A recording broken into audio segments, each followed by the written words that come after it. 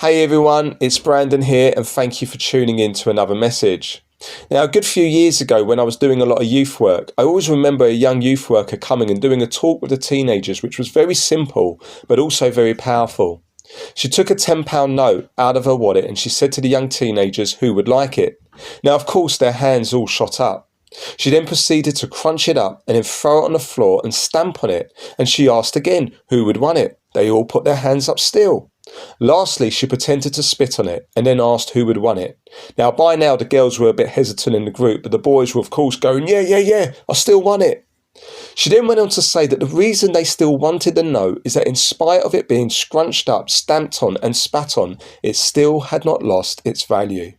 She went on to emphasise that in life we may feel like that note, scrunched up, trampled on. We may have trampled on others and feel horrible about that. We may have even been spat on. But in spite of what we feel about ourselves, what others may think about us, we still have great worth and value. And that is not down to anything that we've done, but it's down to who we are. It's because of what God says about us, that we're told in the Bible in Genesis chapter 1 verse 28 that we're made in God's image and we're made in his likeness. And I would personally say that if we can grasp this truth, it can be life-changing. The other night, I was woken up by a sudden flash of light. It was like someone taking a huge packed picture with an old camera inside my room. As I tried to gather my thoughts to work out what was going on, there was suddenly a huge bang and a boom of thunder. It completely caught me off guard, and if I'm honest, for that moment, it left me feeling terrified.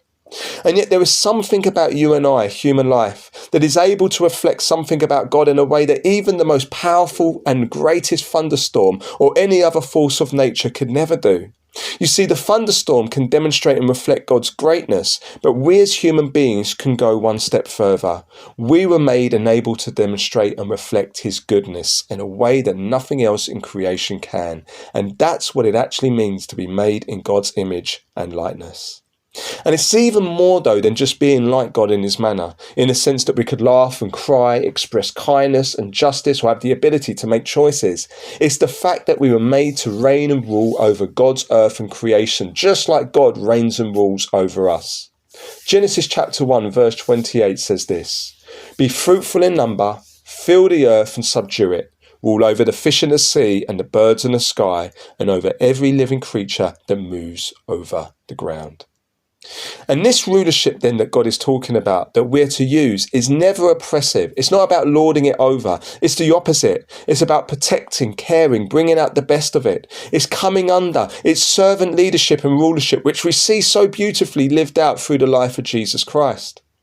And Genesis chapter 2 then goes on to show what this life looked like for the first ever human beings, Adam and Eve, who were given great freedom and authority to rule in the garden called Eden, which literally means pleasure and delight, and it's where we get our word paradise from.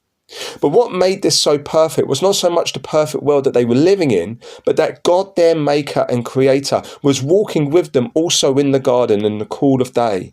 That there was no barrier between them and God, just friendship and a perfect relationship like a father should have with his child.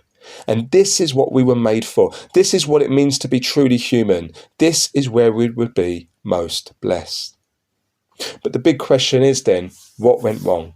Why don't we often feel blessed? Why does God often feel distant? Why is there so much war and evil in God's world? And why don't we feel often of great worth and value? Well, unfortunately, the answer is that our first human parents, Adam and Eve, they chose to rebel against God in the garden. They disobeyed him in the only command that God gave them to keep. Instead of living under God's good and loving rule, they chose to be their own rulers and find their worth and value elsewhere, and the consequences were devastating, as we as human beings have now all inherited that rebellious and sinful nature as well. And yet, the story does not stop there. This is where we see God's glory and goodness shine in the story, and we see just how much of value and worth we are to God.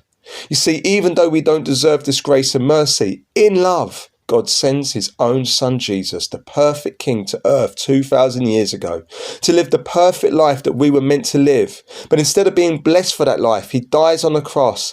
He is separated from God, his Father, in punishment. And there he takes the punishment and judgment that we deserve for our sin in his place.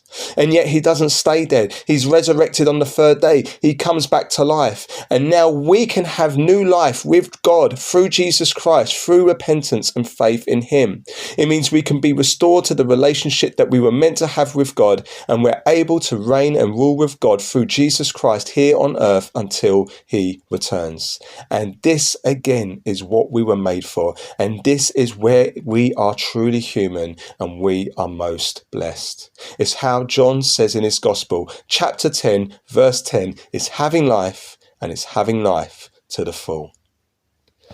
I hope you enjoyed the message. If you did, please hit the like button. And if you'd like to hear more messages like this, then please hit the subscribe button. Be blessed.